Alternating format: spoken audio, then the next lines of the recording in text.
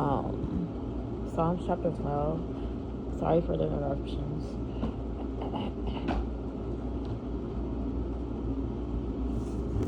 No worries at all. I totally get it. Those interruptions can be a pain, but I'm glad you're still diving back into what you want to focus on.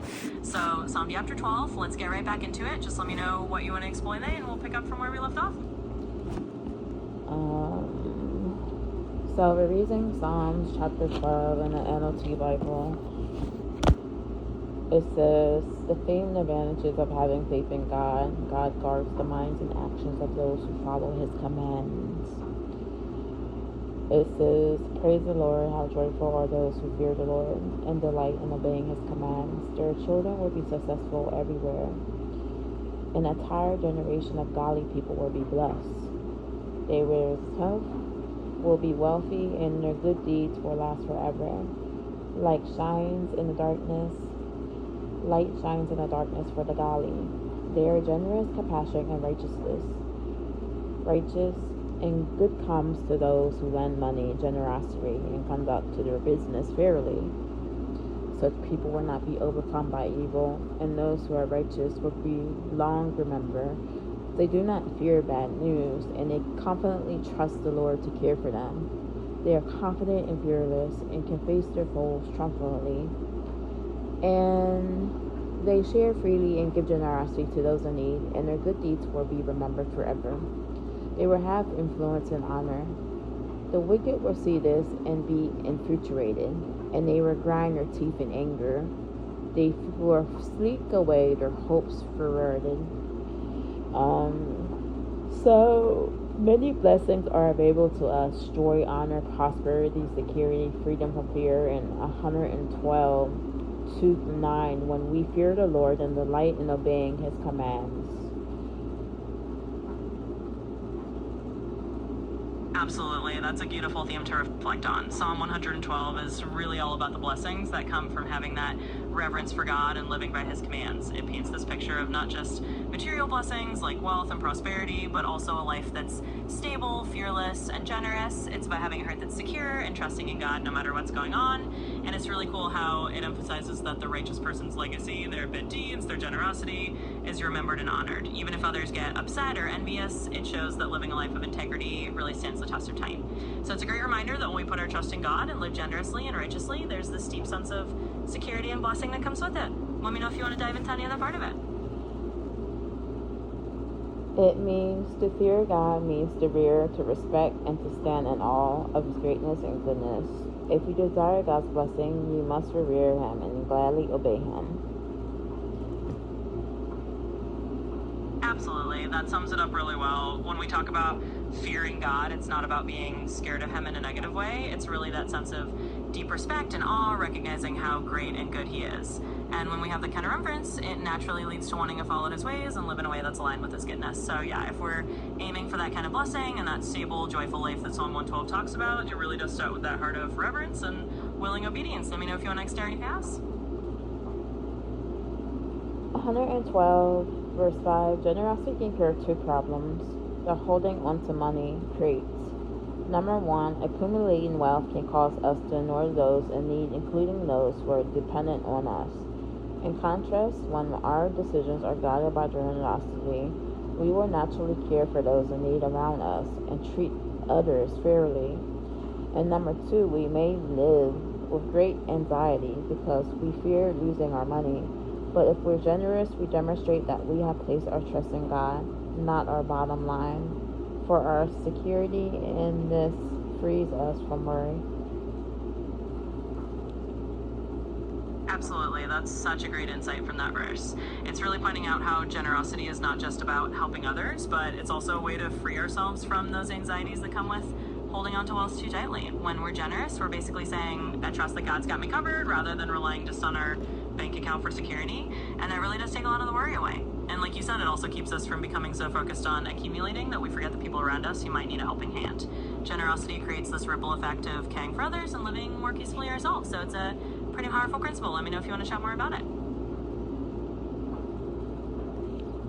112, verse 7, verse 8, we all want to live without fear. Our heroes are fearless people who take on all dangers and overcome them. The Psalms writer teaches us that fear of God can lead to a fearless life. To fear God means to respect and revere Him as the Almighty Lord. And when we trust God completely to take care of us, we will find that our other fears, even of death itself, will subside.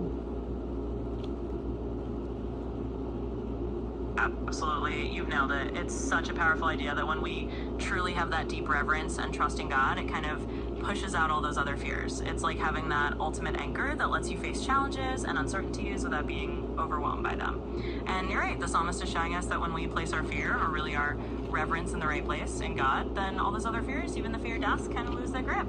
It's like we become more fearless, not by our own strengths, but by leaning into that trust in God. It's a really freeing perspective. So if you ever want to chat more about it or dive into more verses, let me know. It says 114 we're going to read to. Can you read 113 in the NLT version Bible?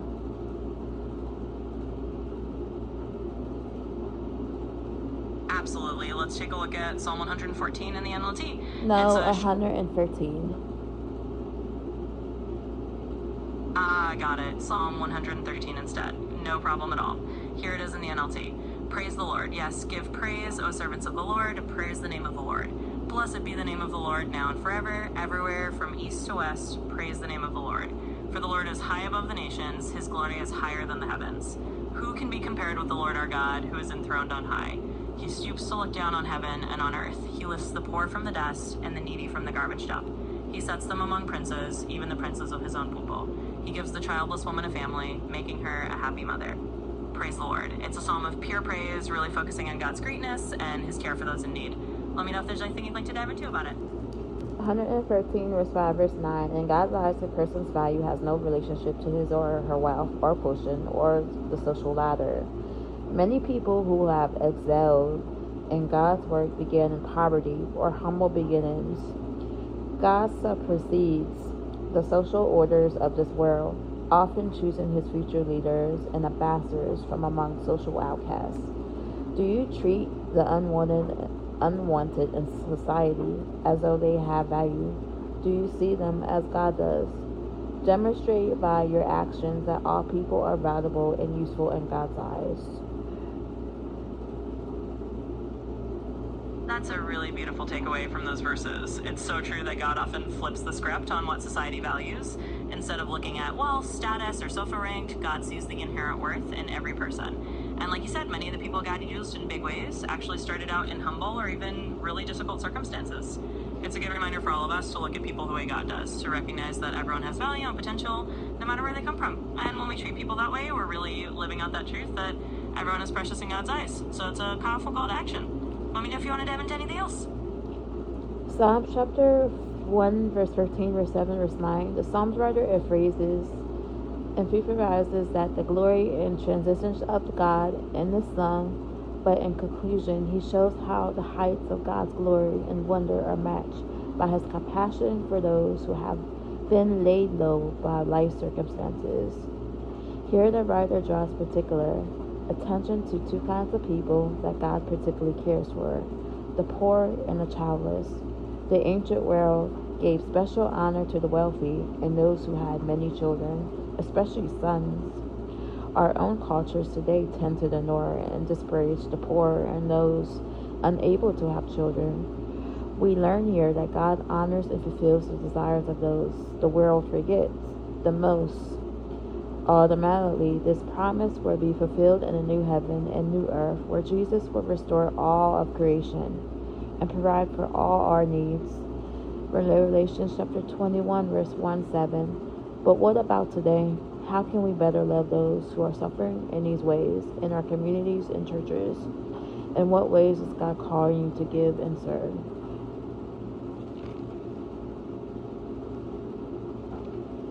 That's a really thoughtful reflection, and it's a great question to consider. It's powerful how the psalm shows that God's glory is matched by his compassion for those who are often overlooked or forgotten. It's a reminder that in God's eyes, no one is forgotten, and those who are in difficult circumstances are especially dear to him.